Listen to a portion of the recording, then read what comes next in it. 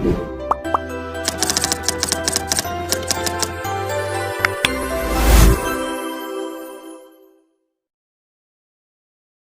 दोस्तों, welcome to ट्रांजेंट academy. तो friends, आशा राखું છું તમે બધા મજામાં હશો, મસ્ત હશો।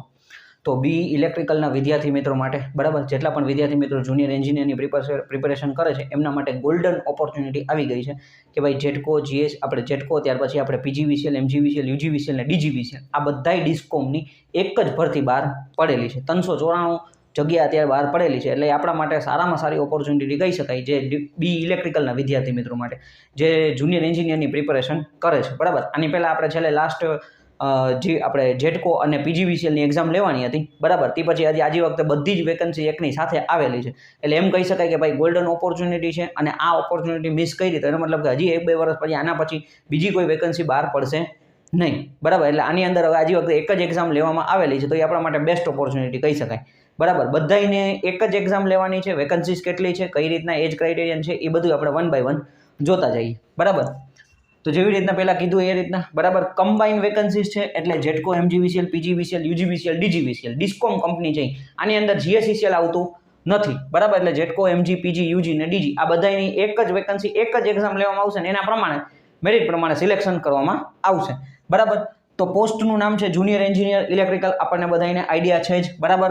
ક્વોલિફિકેશન છે બીઈ ઇલેક્ટ્રિકલ ફાઇનલ યરમાં 55% થવા જોઈએ અને વિધાઉટ એટીકેટી, ભાઈ બેકલોગ હોવો જોઈએ નહીં બરાબર। ઘણા વિદ્યાર્થી મિત્રોનો ક્વેશ્ચન મને 7મા સેમેસ્ટરમાં એટીકેટી આવી હતી અથવા બેકલોગ આવી હતી પછી મેં આગળ સોલ્વ કરી નાખી, તો હું ફોર્મ ભરી શકું કે ન ભરી શકું? તો આમાં ના પાડેલી છે બરાબર કે ભાઈ તમે લોકો ફોર્મ નહીં ભરી શકો। સ્પેશિયલ નોટિફિકેશનની અંદર એ લોકોએ આપેલું છે ભાઈ વિધાઉટ એટીકેટી લખેલું છે, એટલે લાસ્ટ યરની અંદર તમે બેકલોગ હોય તો તમે ફોર્મ ભરી શકશો નહીં, એટલે એમના માટે થોડુંક દુઃખદ સમાચાર કહી શકાય કે ભાઈ આ લોકો આવું ચલાવે છે બરાબર કે ફાઇનલ યરમાં બેકલોગ હોય તો ફોર્મ નથી ભરી શકતા, એટલે એ એક ઘણા બધા વિદ્યાર્થી મિત્રોને થોડો પ્રોબ્લેમ હોઈ શકે છે, કારણ કે ઘણા બધા લોકોને લાસ્ટ યરમાં બેકલોગ છે, ઘણા બધા મને મેસેજ કરતા હતા, એટલે મને આઈડિયા છે બરાબર। પણ મેન નોટિફિકેશનમાં ના પાડી છે ને તમે આગળ ફોર્મ જ નહીં ભરી શકો બરાબર।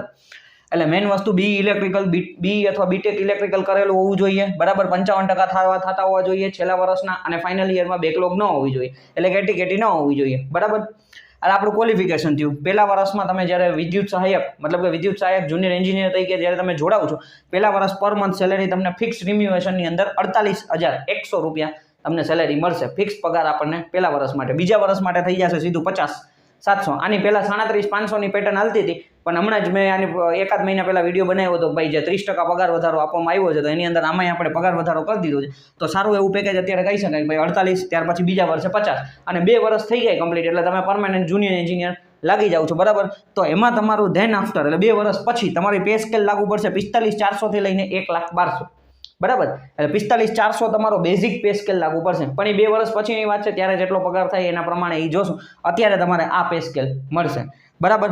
હવે વેકન્સી કેટલી કેમાં છે બરાબર, અહીંયા હું ઓપન એસસી, એસટી, ઓબીસી એ બધું નથી કહેતો, સીધું આપણે જેટકોની અંદર 207 વેકન્સીસ છે, સૌથી વધારે જેટકોની અંદર વેકન્સી બહાર પડેલી છે, ટોટલ 207 વેકન્સી બહાર પાડી છે। ડીજીવીસીએલની અંદર 78 છે, યુજીવીસીએલની અંદર 28 છે, એમજીવીસીએલની અંદર 28 છે અને પીજીની અંદર 53 છે, પીજીવીસીએલની અંદર 53 વેકન્સીસ બહાર પડેલી છે બરાબર। પછી તમને એમ થાય કે ભાઈ મારે સારો સ્કોર આવ્યો, તમને એમ થાય કે ભાઈ મારે જેટકોમાં જવું છે, તો મારે પીજીવીસીએલમાં, હું જામનગરમાં રહું છું, મારી એવી ઈચ્છા હોય કે ભાઈ મારે પીજીવીસીએલમાં જ નોકરી કરવી છે, કદાચ મને જેટકોમાં નથી મળતું બરાબર, કેટલા એમજી વાળા હોય તો એને એમજીમાં જોબ કરવી હોય, ડીજી વાળાને ડીજીમાં, તો એ તમે તમારા મેરિટ પ્રમાણે આગળ પાછળ કરી શકો છો। એટલે ટોટલ 394 વેકન્સી અત્યારે કીધી છે બરાબર, 394 કીધી છે, તો એનો મતલબ એમાં લખેલું છે કે ભાઈ ભવિષ્યમાં વેકન્સી વધી શકે છે। ગઈ વખત જે જેટકોની વેકન્સી આવેલી હતી, તો જેટકોની અંદર તમે જુઓ 300, 350ની વેકન્સી હતી ને એનાથી વધારે 500ની આસપાસ લોકોને લઈ લીધા છે। આ ફરક એટલો છે કે એમાંથી અમુક લોકોએ જોબ મૂકી દીધી છે, બીજી કઈ લાગ્યા કોઈ પણ કારણસર ઓકે, પણ અત્યારે 394 તમને કીધી છે, તો બે મેં માનીને હાલીએ કે 500 પણ થઈ શકે છે બરાબર, આપણે 394 માનીને હાલીએ છીએ બરાબર। તો એ પ્રમાણે આપણે જો પીજીવીસીએલની અંદર જે વેકન્સી બહાર પડી, તો એમાંય ઘણા બધા લોકોને જેટલા વેકન્સી કીધી હતી એનાથી વધારે લોકોને સિલેક્ટ કરે છે, એટલે આપણે એવું માનીને હાલીએ બરાબર। પણ અત્યારે 394 પ્રમાણે જોઈએ કે 394 એક સારામાં સારો આંકડો કહી શકાય કે ભાઈ 400 લોકોની આસપાસને તો જોબ મળશે બરાબર। હવે ફીઝની વાત કરીએ તો કે ઓપન, પછી એસીબીસી એટલે કે ઓબીસી અને ઈડબ્લ્યુએસ કેન્ડિડેટ માટે 500 રૂપિયા છે, એસસી એસટી માટે 250 રૂપિયા છે। ફોર્મ ભરાવાના સ્ટાર્ટ આજથી જ થઈ ગયા છે, 12/3/2024 ફોર્મ ભરવાના સ્ટાર્ટ થઈ ગયા છે, અને લાસ્ટ ડેટ છે ભાઈ 1 એપ્રિલ, 1 એપ્રિલે છેલ્લો દિવસ છે, એની પહેલાં ફોર્મ ભરી દેજો। હર વખત કહું છું શાંતિથી વ્યવસ્થિત રીતે ફોર્મ ભરવાનું છે। ફોટો જે તમે રાખો, બરાબર, શક્ય હોય તો નવો ફોટો પડાવી લેજો, સિગ્નેચર વ્યવસ્થિત રીતે સ્કેન કરીને બધું વ્યવસ્થિત રીતે કરજો, બરાબર. નવો ફોટો પડાવી લેજો એટલે એને લીધે પ્રોબ્લેમ ના આવે, કારણ કે એની અંદર કીધું છે ભાઈ 6 મહિનાથી જૂનો ફોટો હોવો જોઈએ નહીં. તો આ જે ફોટો તમે અત્યારે સ્કેન કરીને અપલોડ કરો છો આપણા ફોર્મ ભરવા માટે, તો એ તમારે ત્યાં ડોક્યુમેન્ટ વેરિફિકેશન વખતે આપવાનો છે એ જ ફોટો. નહીં હોય તો પ્રોબ્લેમ આવશે, એટલે પહેલાથી કહી દઉં છું, ફોટોમાં ધ્યાન રાખજો, બરાબર. અને જે કંઈ પણ તમે ફોર્મ ભરો છો ને તો એ બીજાને મેલ કરો, વ્યવસ્થિત રીતે બધી ડોક્યુમેન્ટ જેટલા છે એ બધા સાચવીને રાખો. જ્યારે સિલેક્શન થાય છે ને ત્યારે ડોક્યુમેન્ટ વેરિફિકેશન વખતે લોકો એમ કહે છે કે હવે મારું પાસે એપ્લિકેશન ફોર્મ નથી, મારું એડમિટ કાર્ડ નથી, બરાબર. એટલે આ જે કંઈ પણ તમે ફોર્મ ભરો છો એ બધું સાચવીને રાખવાનું છે.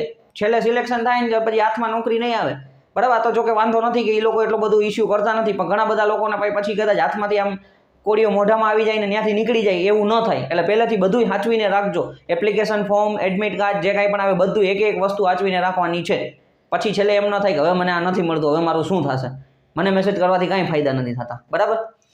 હવે એક્ઝામ પેટર્નની વાત કરીએ તો કે એક્ઝામ પેટર્ન છે ફર્સ્ટ ટાયર, 2 વખત આપણે હજી વખતે 2 પેપર લેવાના છે, બરાબર. જે હમણાં પ્લાન્ટ એટેન્ડન્ટ જેટકોની એક્ઝામ જે નક્કી કરેલી હતી, બરાબર, હમણાં 1-2 દિવસ પહેલાં જ મેં વિડીયો બનાવ્યો તો એની અંદર same as it is 2 paper છે. તો એવી રીતના અહીંયા છે પેપર નંબર 1, એટલે એને ફર્સ્ટ ટાયર કીધેલું છે. 100 માર્કનું છે, નોન ટેકનિકલ છે, 100 માર્કનું નોન ટેકનિકલ, એટલે એમાં ઇંગ્લિશ છે, ગુજરાતી છે, કોમ્પ્યુટર છે, રિઝનિંગ ને એપ્ટિટ્યૂડ છે, બરાબર. રિઝનિંગ ને મેથ્સ. રિઝનિંગ 25 માર્કનું, 25 માર્કનું એપ્ટિટ્યૂડ, બરાબર. ત્યાર પછી 15 માર્કનું ઇંગ્લિશ ને ગુજરાતી, 20 માર્કનું કોમ્પ્યુટર, એટલે 100 માર્કનું નોન ટેકનિકલ. આ પરીક્ષા પાસ કરશો ત્યાર પછી તમે બીજી પરીક્ષા દઈ શકશો, ટેકનિકલ પૂરેપૂરું 100 માર્કનું તમારું ટેકનિકલનું ઇલેક્ટ્રિકલ એન્જિનિયરિંગનું પેપર હશે. એનો સિલેબસ નોટિફિકેશનમાં આપેલો છે. નેક્સ્ટ વિડીયોની અંદર સિલેબસમાં કઈ રીતના તૈયાર કરવું એના વિશે આપણે ચર્ચા કરશું. એટલે પછી બીજું પેપર તમે આપશો એમાં તમારું 100 માર્કનું ટેકનિકલ પેપર હશે, અને પાસ થવા માટે, નોકરીએ લાગવા માટે 100 માર્કનું બીજા નંબરનું પેપર તમારે નક્કી કરાશે. એમાં કેટલા માર્ક્સ છે એના પ્રમાણે તમારું સિલેક્શન થશે. પણ બીજા પેપર દેવા માટે પહેલા પેપરમાં સારો સ્કોર હોવો જોઈએ, બરાબર. 0.25 નેગેટિવ માર્કિંગ છે, ખાસ ધ્યાન રાખવાનું. Paper will be English language only, બરાબર. પેપર છે એ ઇંગ્લિશ લેંગ્વેજમાં જ હશે. નોન ટેકનિકલની અંદર ગુજરાતી સિવાય બધું પેપર ઇંગ્લિશમાં હશે, ખાસ ધ્યાન રાખો. ગુજરાતી સિવાય આખું પેપર ઇંગ્લિશમાં હશે, બરાબર. પેપર ખાલી ઇંગ્લિશ લેંગ્વેજમાં જશે. એટલે ઘણા બધા લોકો હમણાં કમેન્ટ કરવા માંડશે કે ભાઈ પેપર કેમાં હશે, પેપર ઇંગ્લિશ લેંગ્વેજમાં હશે, ગુજરાતીમાં નહીં આવે. જુનિયર એન્જિનિયરની પરીક્ષા છે, ખાસ ધ્યાન રાખવા જેવું છે, ઓકે. એટલે આ ક્રીમ માહિતી છે જે મેં તમને પરીક્ષાના ફોર્મ ભરવા માટે જેટલી જરૂરી હતી એ માહિતી મેં તમને આપી દીધી. ફોર્મ કઈ રીતના ભરવું એનો વિડીયો આવશે, અને પરીક્ષાની તૈયારી કઈ રીતના કરવી એનો પણ નેક્સ્ટ વિડીયો આવશે. ફટાફટ એક વખત જોઈ લઈએ પાછું રિવિઝન, બરાબર. જુનિયર એન્જિનિયર ઇલેક્ટ્રિકલની પોસ્ટ છે, BE ઇલેક્ટ્રિકલ કરેલું હોવું જોઈએ, ફાઇનલ યરમાં બેકલોગ હોવી જોઈએ નહીં. પેમેન્ટનું તો ઠીક છે ભાઈ, ટોટલ 394 વેકન્સીઝ છે, બરાબર. અત્યારે તમારે કેમાં ભરવું આ તે બધું નહીં હોય, ડાયરેક્ટ એક જ તમારે ફોર્મ ભરી દેવાનું થશે, ઓકે. 500 રૂપિયા ફી છે ઓપન ACBC અને EWS કેન્ડિડેટ માટે, 250 છે SC ST કેન્ડિડેટ માટે. ફોર્મ ભરવાના સ્ટાર્ટ થઈ ગયા છે, આજથી 2 વાગ્યાથી ફોર્મ ભરવાના સ્ટાર્ટ થઈ ગયા છે. લાસ્ટ ડેટ 1/4 છે, બરાબર.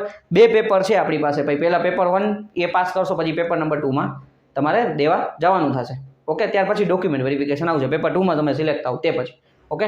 Thank you for watching this video. Like, share and subscribe ટ્રાન્ઝેટ એકેડમી.